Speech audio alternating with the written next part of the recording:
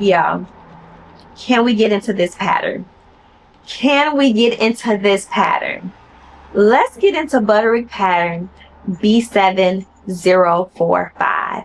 This pattern is such a classy, elegant, and just tasteful pattern that I was actually shook when I saw this pattern, okay? I was like, I beg your pardon? Is this Butterick? Okay? I had to actually lean in and pull my imaginary spectacles down and ask, like, I know this is not Butterick coming through with a little spice, a little razzle dazzle, because I don't usually gravitate to styles of Butterick patterns, but this one right here, oh, I had to have it. I had to have it. This pattern came out earlier this year, and immediately when I saw it, I was like, I have to have it. And I decided to stitch it up in this cotton floral printed fabric that I had in my stash. I had other plans for this fabric, but when this pattern came out, it kicked those plans straight to the curb, okay? This was one of those patterns that was fun to wear, not to make. You know how sometimes you hear people say, I had so much fun making this. It was such a breeze to stitch this up. No, this was not the case for me. And it's not because this was like an extremely difficult pattern or anything. I just think I was more excited about wearing this outfit and getting into this fabric and working with the materials.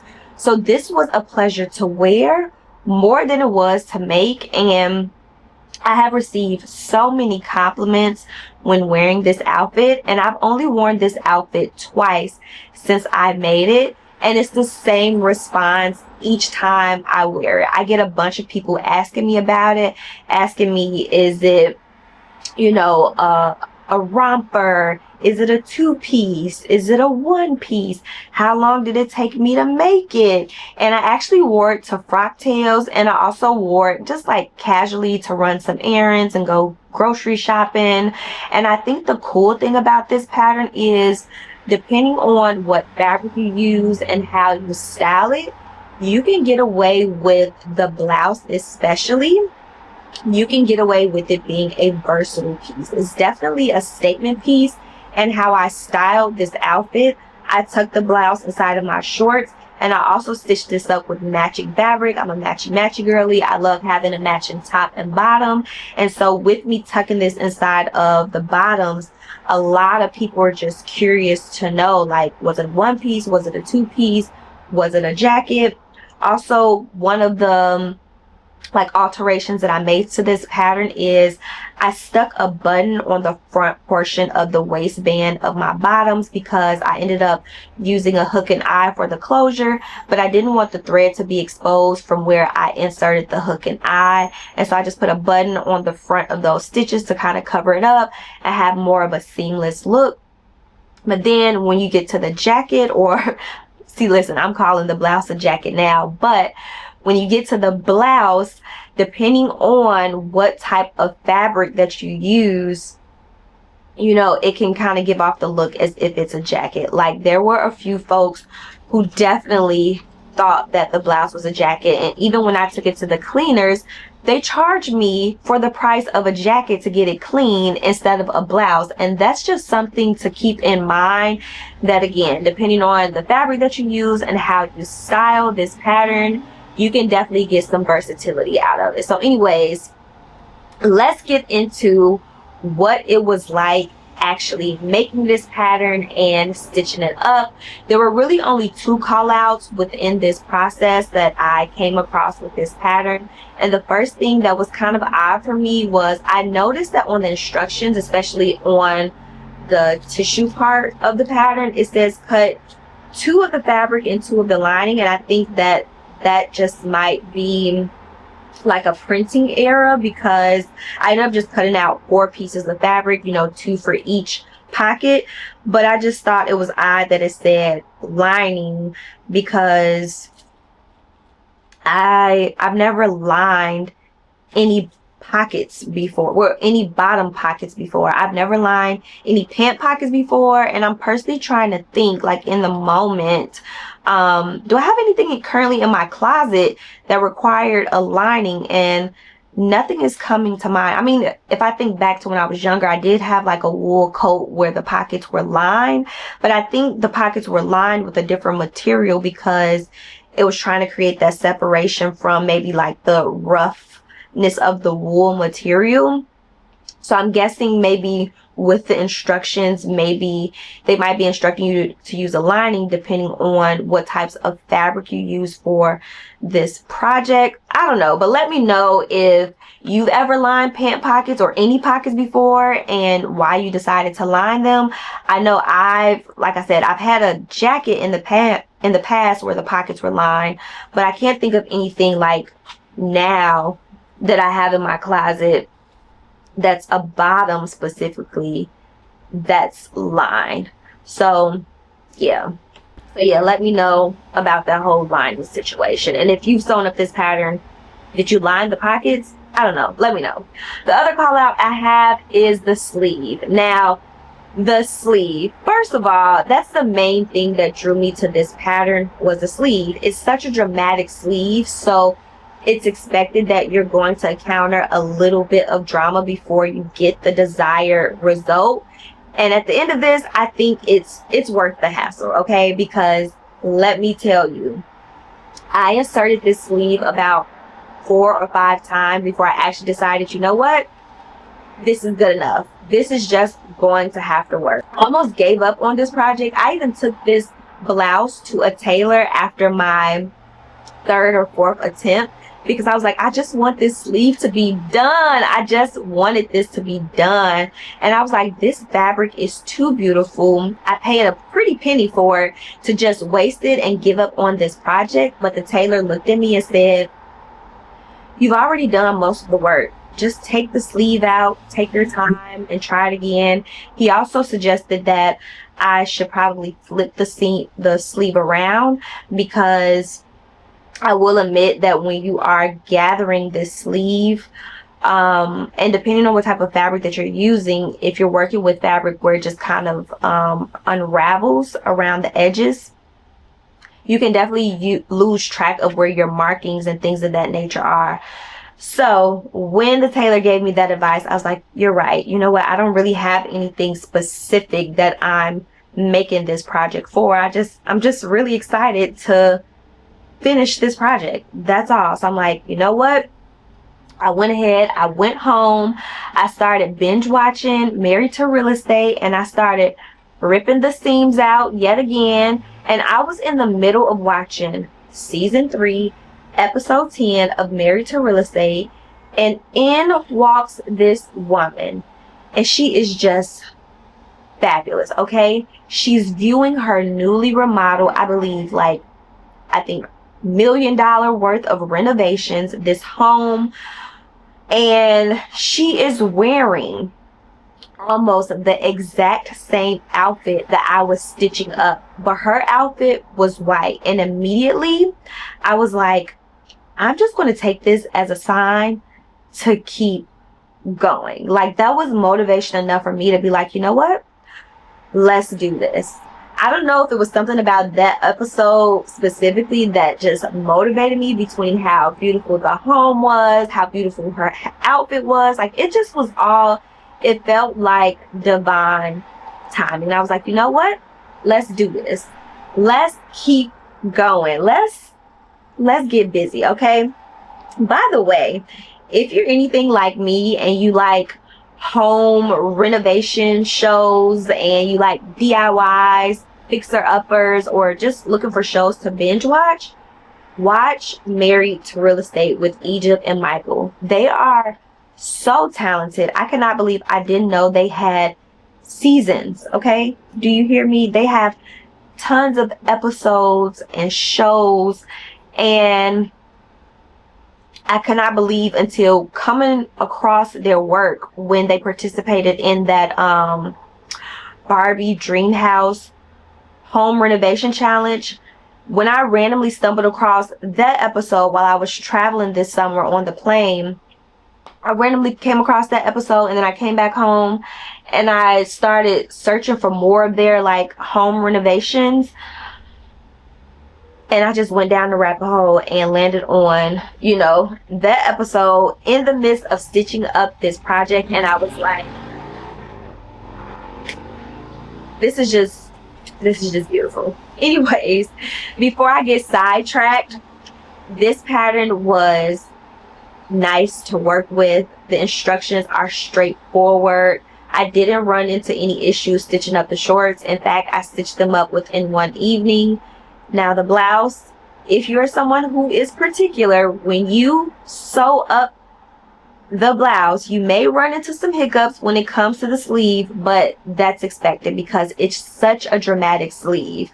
And as I'm saying this, I also want to say, don't let my personal experience of stitching this up discourage you. If you have this pattern or you're thinking about this pattern, just make it, okay? Use the good fabric. Cut into it. Stop waiting on the perfect moment. Whenever you make this pattern or you work with that fabric, make that the moment, okay? This is just my personal experience that I'm sharing, so depending on your sewing level, this might be a piece of cake for you to get through this pattern, okay? Most of this stuff, you just have to try it for yourself and you just have to see what happens. Hindsight, the reason why I say it was worth the hassle is because I realized that after putting this blouse together and then taking it to the cleaners to get a good press and iron, I kind of realized that what I was looking for in the sleeve was structure. The fabric that I use is cotton. It's predominantly cotton. I think it's like a cotton blend. I think maybe like a cotton and linen blend. I'm not 100%, you know, certain. I bought this fabric a while ago. I have to check like older footage or my sewing journal. But the main reason why I kept taking the sleeve in and out was because I wanted the gathered sections to be more distinguishable, more crisp and pronounced, which is also why I took it to get professionally ironed with the hopes that it would do that. But like over time of it like hanging on the hanger, I just realized it's not the type of fabric for that look I had in mind. I think if you like that look that I'm describing, you might want to work with a fabric that's, you know, it has less drape and more structure, like a quilting cotton of some sort. Once you stitch this up, you'll definitely have an idea of what fabric you like if you decide to make up this pattern. That's what I learned, or at least took away from working on this project. I figured out what kind of fabric I prefer to use with this pattern. Now, don't get me wrong, I still love the fabric and how this project turned out overall. I just personally wanted more structure for the upper portion of the sleeve, but that's more so for my personal preference when it comes to selecting the type of fabric I want to use for this project if I decide to make this pattern again in the future. And speaking of fabric choices, pick a nice fabric for this project. This is such a nice pattern. You don't want to screw it up by choosing a tacky fabric. I know that's a thing, and some of y'all know what I'm talking about. I know selecting the right fabric for projects is a thing because sometimes it can be hard to visualize how fabric will translate to an outfit. I've said this before and I'll say it again. Some fabric looks cute, but not all fabric looks good on your body. Some fabric just needs to look cute in the store on the shelf or for a different type of project. Style you can imitate, but taste, either you have it or you don't. Like, I don't think that's a thing you can teach. Either you have a good eye or a palette for things or you don't. And it's okay if you don't have taste or an eye for certain things. For instance, I personally don't have good taste when it comes to certain aspects, but I don't think this is an area where I lack taste. The areas where I struggle, I just hit up my homegirls. I entered the group chat and I straight up asked for help and feedback, like, please help me figure out whatever I'm trying to figure out. But I don't think, if you have to question or second guess something, if you're asking, is this a good fabric for you to use for a project or a pattern, that's probably an indicator that that's not the right choice. I think that as you're selecting pattern or fabric to use for patterns that you're working on, try to gauge it off of what some of the illustrations have recommended on the front cover. Definitely read the instructions on the back, see what type of materials they recommend you stitch up the pattern in. And you know, on the safe side, you can always go with black, nude, or white. And I would kind of still, you know, steer away from more so the nudes, because even selecting a nude, that's kind of iffy, because if you pick the wrong nude, sometimes it just blends too well with your skin tone. So I would just say, to be on the safe side, choose either a black or white fabric, or similar to like what I did in this instance, I just looked at how they had this pink floral printed fabric on the front cover, and I was like, all right, let me see if I can find, you know, some sort of floral printed fabric for this project. And if you have to question before you get started working with the pattern, like, is this a good idea or not? If you're ever wondering which fabric should you choose for a project, just ask a friend or a family member who has good taste what they think, even if they don't sew. Just ask them. And if you're wondering, well, how do I know if someone has good style or taste? If you find yourself frequently complimenting someone just on how they do things, like even if it's something as simple as how they made their invitations for a party, how they set up the decor for an event, or even how they organize their closet, or how they handle like little details of certain things, those are usually good indicators that someone has good taste, and they are likely to be able to give you, you know, somewhat trustworthy feedback and guidance on if you should use a certain fabric for a pattern or not. Don't ruin this classy pattern with a tacky fabric, okay? Just don't do it. I'm joking, okay, somewhat. I'm partially joking, because at the end of the day, it's your fabric, it's your pattern. Do whatever you want with it, okay?